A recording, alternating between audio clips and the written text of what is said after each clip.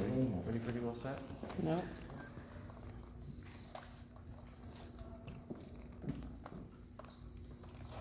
Do you have something to say? Yeah, I'm just gonna wait for everybody to get set up. Okay. Just let me know, I don't wanna leave anybody out. Go for it. Okay. Today is a long-awaited day for the release of a very important committee report between the province of New Brunswick and the staff of the city of St. John. It will be a document that many people will look over, many people will research and will study. But at the end of the day, I believe it's a document that not only brings the city of St. John to the top as leaders in our province, but will also move our province forward in a way that we've never seen before. This is a document so comprehensive and so detailed to help the success of St. John in our province that I don't see how even certain parts of this document will leave us to fail. This is incredibly proud work that I see here from staff at both levels that will not only help the city of St. John, but help the province succeed as a whole. Now, in saying that, there is some heavy lifting in this document by provincial departments, as well as the city of St. John departments at various levels. But I don't think neither the St. John City Council or the province of New Brunswick Cabinet or MLAs were elected to take the easy way out. They were elected to do some heavy lifting, and now is the time for more heavy lifting, and we're ready to get to work to help the city of St. John, the greater region of St. John, and the province of New Brunswick move forward to be prosperous, to be leaders, and to be successful. And how is the task force going to work? And will there be provincial representation, or is it strictly going to be mayors of St. John in that region? No, so the regional task force in St. John will comprise of the mayors in that region. We'll have local service district representation, and we will have provincial representation there, as well as kind of a chair or a leadership person with that group, just to help them get through. They have a lot of work to do, obviously, and I believe that they've started their work this morning already with their first meeting. So there's a March 31st, 2020 deadline for the task force, and they signed into agreement in place. What happens if they can't come to an agreement? Well, we'll have to look at that when the time comes, but I think the task force understands the crucial nature of where we are right now in the St. John region, and more particularly in the province. And the mayors in the region down there have said very clearly they want to be part of the solution. So I believe that they're going to get to work right away, and they're going to come up with some pretty solid action items to move forward with. What challenges will they face?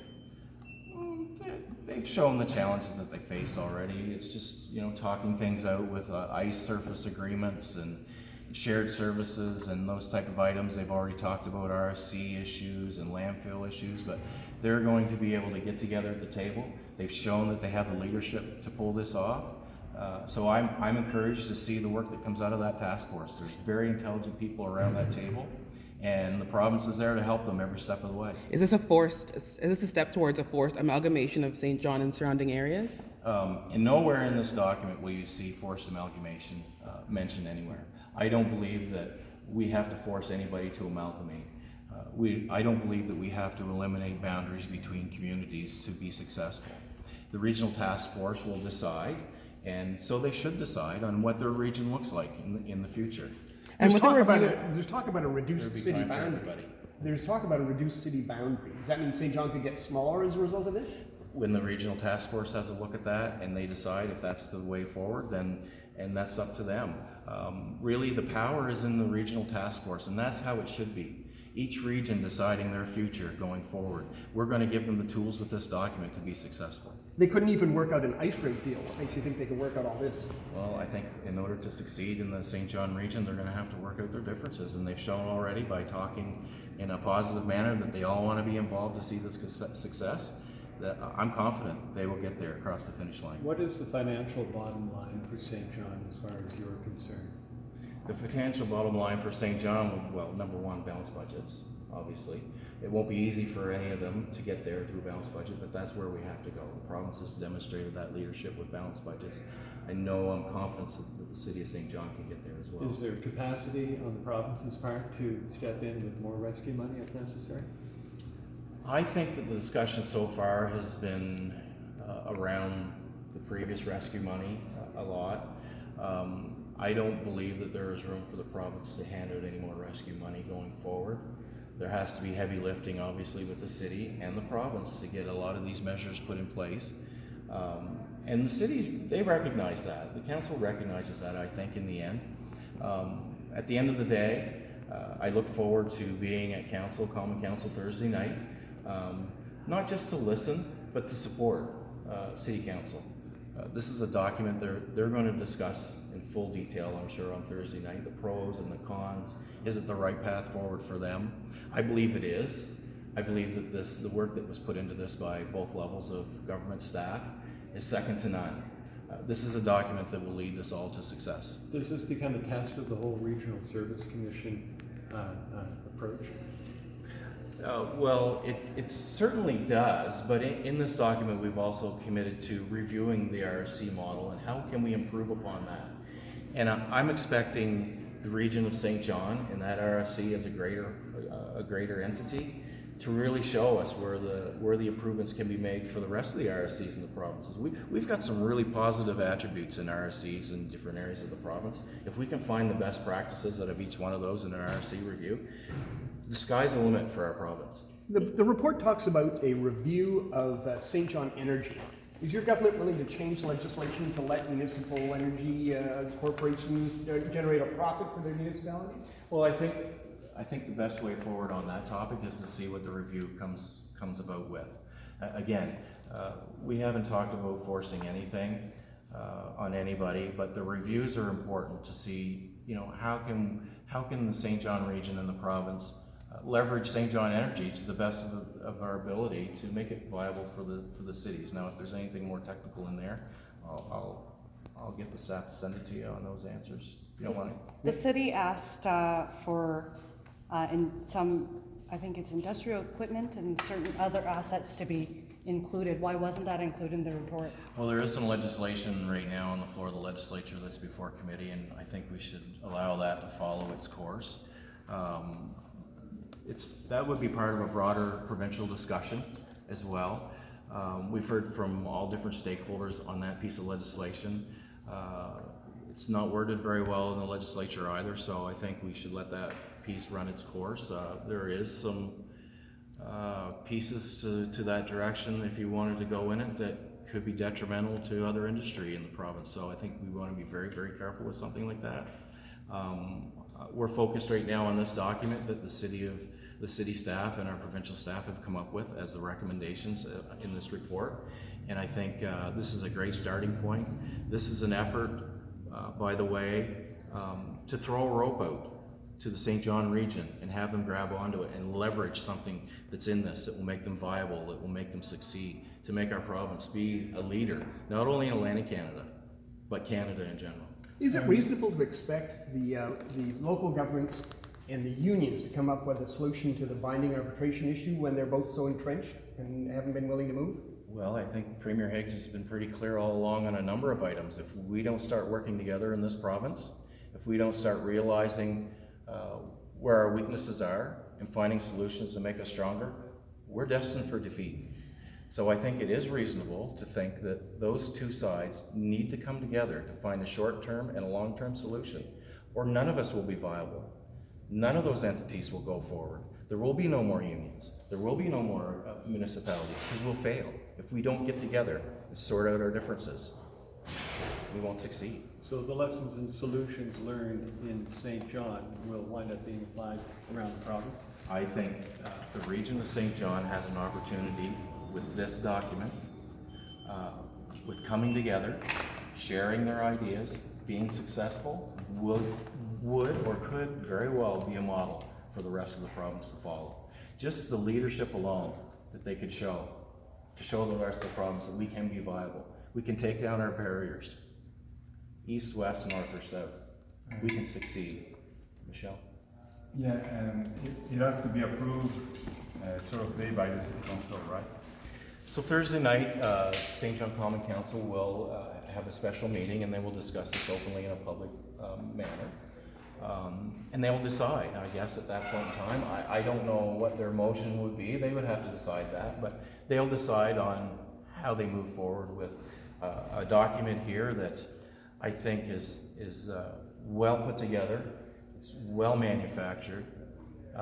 Is there room for improvement? Maybe, but I don't see it. But it's an opportunity to succeed, and we'll see how Thursday evening goes. So anything could happen. What if they vote against that?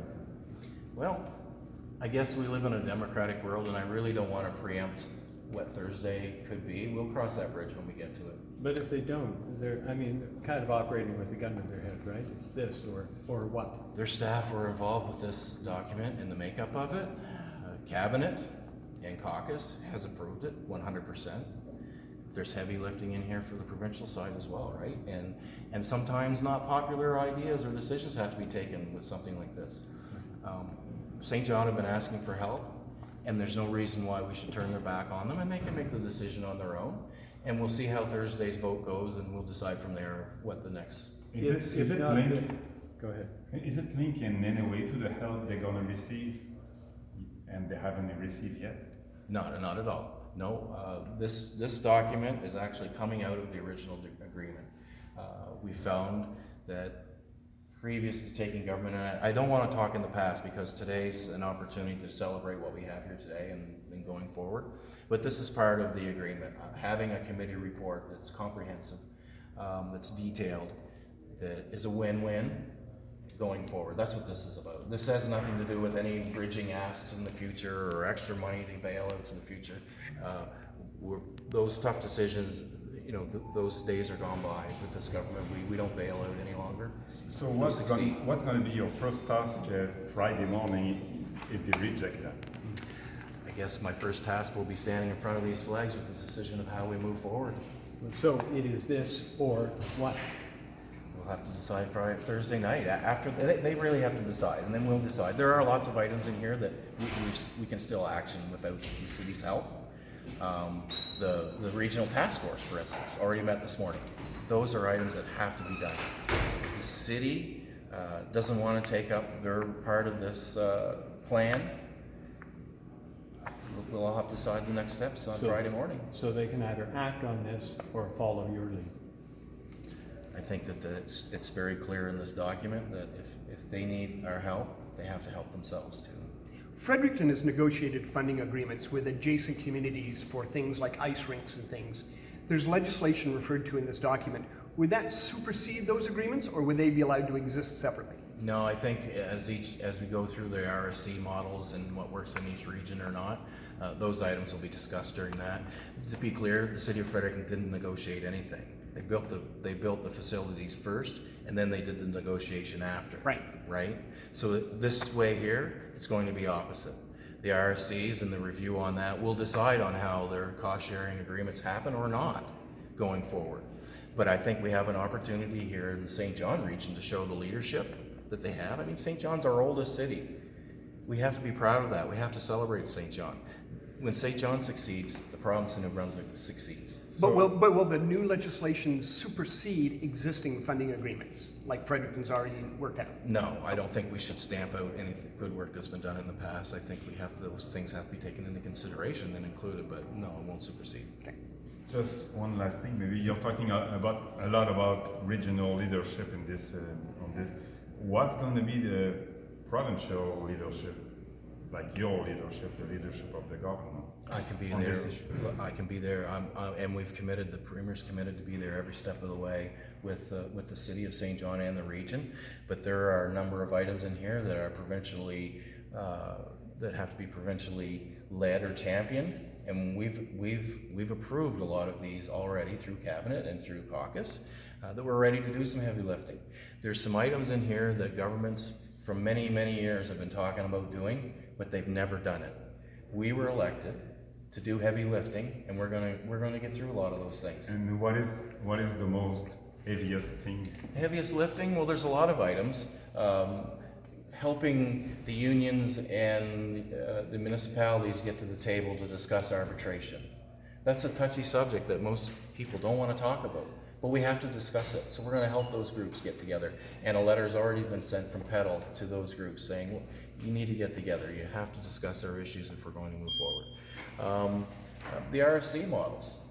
Nobody seems to want to touch them, but we have such great successes in different regions that we could share among RFCs. We can no longer act in silos in the province. We have to, really work as one team, and share our ideas, share our successes, share our failures too, to improve. But I think we have an opportunity here. We've campaigned on a lot of this stuff. It's going to take a lot of collaboration with a lot of different partners, union municipalities of all different levels, the three of those, our LSD partners, and maybe people from other provinces that know how to do it right or have done it differently or better. We've got to pull together here because our province is at a crossroads right now, and I've talked about that lots of times in the past, that we have to do business differently. We can't continue to do the same thing over and over like we've done in the last 40 or 50 years. We've got to innovate and change the way we do business to be successful.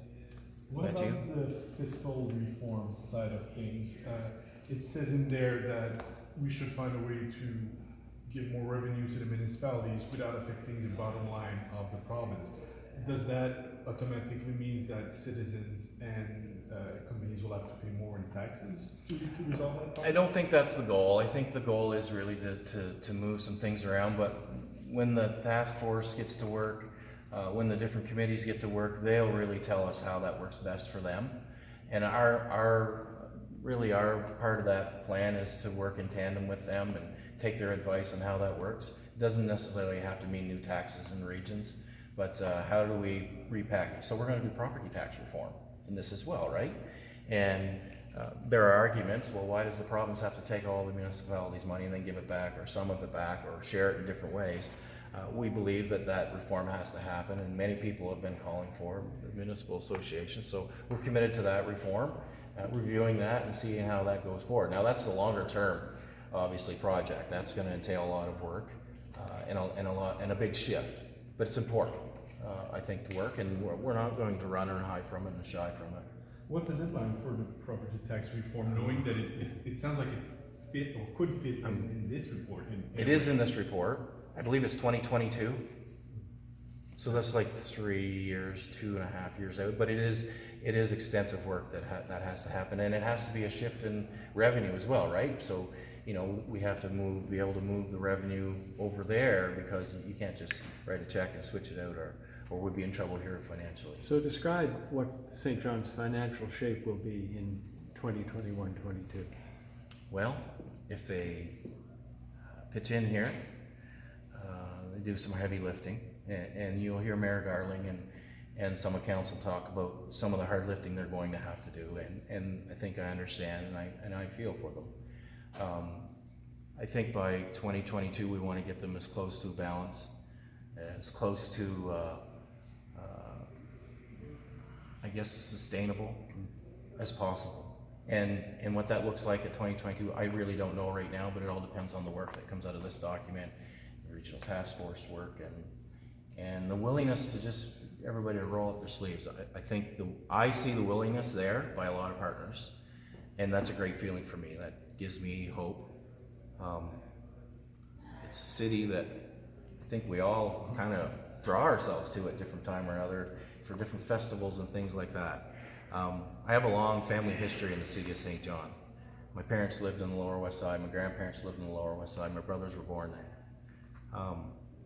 And I'd like to think that they'd be pretty happy people right now to see that I'm part of an opportunity to save the city that they loved. What happens if there's a change of government between now and 2021? Where does that leave the city of St. John going into their budget process without short-term funding assistance? Well, I think that's a question for Kevin Vickers to ask. We gotta go, guys. Minister's Yeah, leaving. I gotta raise some flags with some scouts. Are there any Sorry. yardsticks in there? Any measurements? Any hard dates that this? There are some hard dates in here. Actually, with almost every action item, there are dates that go with every one, and that's another component to a plan like this. You know, Premier Higgs loves targets. Premier Higgs loves measurables, and those are in here as well with just about every action item, I think. And I wouldn't be able to quote you the years for each, but there's some timings in there, and some as early as next spring, March 2020. So. Thank you very much. Thanks, everyone.